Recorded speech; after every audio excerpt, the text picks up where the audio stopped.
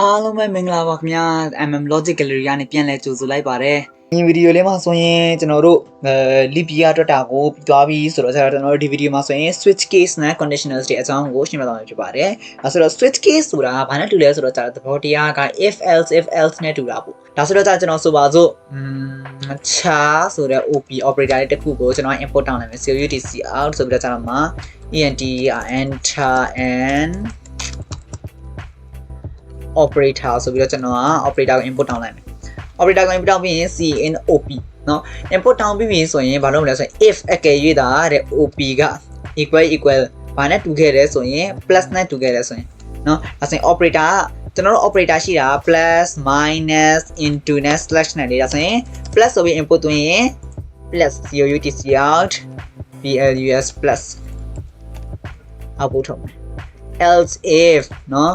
else if အကယ်၍တော့ဒီမှာဘာလို့ single code ထည့်ရလဲဆိုတာကျွန်တော်ပြန်ပြောပြရမယ် single code ဘာလို့ထည့်ရလဲဆိုတော့ကျွန်တော်တို့ဒီ OP operator ဘာ type လဲ operator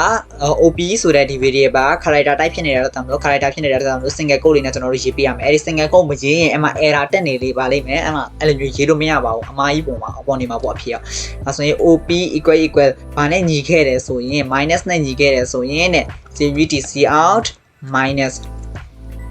ဆိုပြီးတော့ကျွန်တော်မှတ်လို့ထည့်မယ်ပြီးကြရင် else if op equal ဘာနဲ့ညီခဲ့တယ်ဆိုရင် star နဲ့ညီခဲ့တယ်ဆိုရင်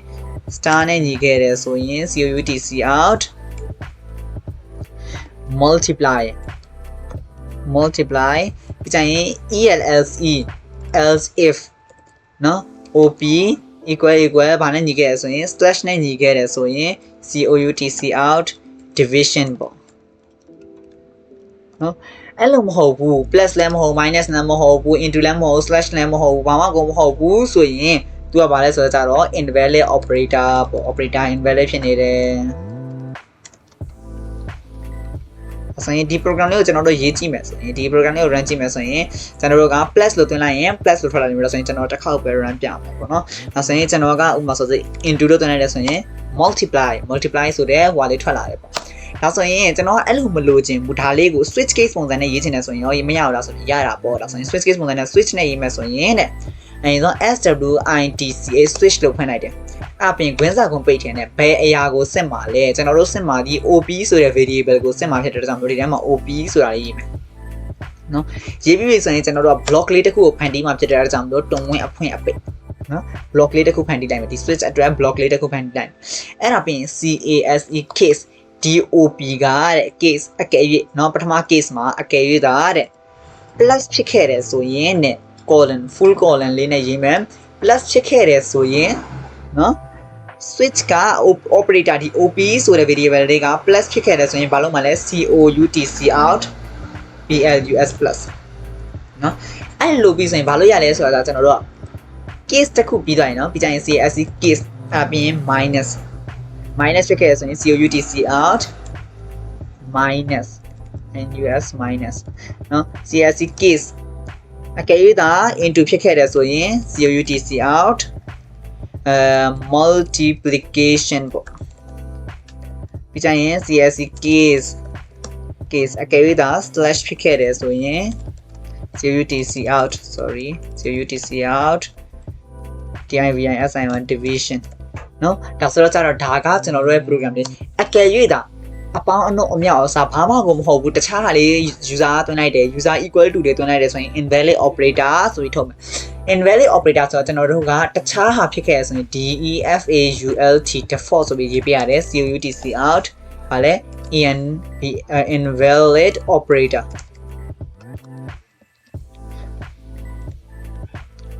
ဆိုပြီးတော့ကျွန်တော်တို့ output ထုတ်လိုက်မယ်ဒါဆိုရင်ဒါလုပ်ပြီးဆိုရင်ကျွန်တော်တို့က return ပြန်ပါလိ return 0ပြန်လိုက်ဆိုရင်ဒီ program လေးကျွန်တော်တို့ပြီးသွားပြီဒါဆိုရင်ဒီမှာကြည့်မယ်နော်ဒါဆိုရင် case တစ်ခုပြီးတိုင်းဒီ switch operator ဆိုမှတ်ထားစရာတစ်ခုရှိတာ case တစ်ခုပြီးတိုင်း break ဆိုတဲ့ function လေးကိုသုံးပြရတယ် break နော် break ဆိုတာလေးသုံးပြရတယ်အဲ့ဒီ break ဆိုတာဘာလဲဆိုတာနောက်လာမယ့်ဗီဒီယိုတွေမှာကျွန်တော်ရှင်းပြစရာရှိပါ break နဲ့ continue ဆိုတာလေးရှိ break continue exit အဲ့ဒီ function လေးတွေအကြောင်းကိုကျွန်တော်ကနောက်လာမယ့်ဗီဒီယိုတွေမှာရှင်းပြစရာရှိတယ်အဲ့ဒီရဲ့ concept တွေကိုကျွန်တော်ကအဲ့ဒီဗီဒီယိုမှာရှင်းပြသွားအောင်ဖြစ်ပါတယ်ဒီဗီဒီယိုမှာဆိုရင်တော့ဒီတိုင်းအကြမ်းမြင်လေးမှတ်ထားလိုက်မယ်ပေါ့နော် case ပြီးရင် case တစ်ခုပြီးတိုင်း break လေးလုပ်ပြရမယ်ဘာလို့လုပ်ရလဲဆိုတော့ကျွန်တော်ပြီးကြရင်ရှင်းပေးမယ် ဒါဆိုရင် BRD ရဲ့ break เนาะဒါဆိုရင်ဒါလေးကို run ကြည့်လိုက်မယ်ဆိုရင် runtime operator minus ဆိုပြီးသွင်းလိုက်တယ်ဘာလဲတဲ့ minus เนาะအဲ့လိုမျိုးပဲကျွန်တော်တို့ကကဲဆိုပါစို့ကျွန်တော်က minus လို့မသွင်းလိုက်ဘူးကျွန်တော်က equal to လို့သွင်းလိုက်တဲ့ invalid operator เนาะဒါဆိုရင်ဒါက switch case ရဲ့ပုံစံလေးเนาะ switch case ရဲ့ပုံစံလေးဆိုတော့ကျွန်တော်ကเนาะဒီပုံစံလေးကိုမှဒီဟာလေးကိုမှကျွန်တော်ကဘယ်ပုံစံနဲ့ရေးချင်တယ်ဆိုတာ conditional လေးနဲ့ရေးချင်တယ် conditional နဲ့ရေးချင်တယ်ဆိုရင်လည်းရေးလို့ရပါတယ်เนาะရေးလို့ရတယ်ဆိုတော့ကဲဆိုပါစို့ဒီ program ကိုမရေး conditional ကိုဒါနဲ့ရှိနေတော့ဒါဆိုရင်ကဲဆိုပါစို့ကျွန်တော်အရင်တော့ရေးခဲ့တယ် integer num ဆိုတဲ့အရာလေးပေါ့ဒါဆိုရင် num ကိုမှ cout enter a number ဆိုပြီးတော့ကြာတော့မှ import တောင်းလိုက်မယ် cin num เนาะ import တောင်းပြီးဆိုရင်ကြာတော့ if အကယ်၍သာ num က0နဲ့ညီခဲ့ရင်0နဲ့ကြီးခဲ့ရင် positive 0เนาะအဲ့လိုဆိုပြီးတော့ကျွန်တော်တို့ကလုပ်ခဲ့တယ်ပေါ့เนาะဒါဆိုတော့ကြာတော့ကဲဆိုပါဆိုအခုကြာတော့ကျွန်တော်တို့ကဘာလုပ်မလဲဆိုတော့ကြာတော့เนาะ num ကတဲ့နစ်နဲ့စားလို့ပြည့်ရင်စုံကိန်းနစ်နဲ့စားလို့မပြည့်ရင်မှားကိန်းအဲ့လိုမျိုးရင်းရင်ရတယ်ပေါ့ဒါဆိုရင်0 2 4 6 8 10 14 and so on blah blah blah အဲ့ဒါတွေကစုံကိန်းတွေဖြစ်လို့ကြတော့1 3 5 9 7 13 blah blah blah အဲ့ဒါတွေကကြတော့မှားကိန်းတွေဖြစ်ကြတယ်ပေါ့ဒါဆိုတော့ကျွန်တော်တို့အဲ့ဒီ program လေးကို if နဲ့ရေးကြည့်မယ်ဒါဆိုရင် if အကယ်၍သာတဲ့ num ကိုတဲ့နစ်နဲ့စားလို့ရတဲ့အကျွင်းက equal 0ဖြစ်ခဲ့တယ်ဆိုရင်တဲ့နော် cout the number is even ဆိုပြီးတော့ output ထမယ်တဲ့ else အဲ့လိုမဟုတ်ဘူးဆိုရင်တဲ့cout the number is ဆိုပြီးတော့မှ odd out ဆိုပြီးထွက်သွားမယ်တဲ့ဒါဆိုတော့ even နဲ့ odd ကိုထုတ်တဲ့ program လေးဒါဆိုရင်ဒီ program ကိုကျွန်တော် conditional လေးရေးချင်တယ် conditional လေးရေးချင်တယ်ဆိုရင်ကြတော့ conditional ကကြတော့ဘယ်လိုပြောမလဲသူကကြတော့ if else က statement ကနည်းနည်းတယ်ဆိုရင်ကြတော့သူက conditional နဲ့ရေးရင်တစ်ချောင်းနဲ့ပြီးတာပေါ့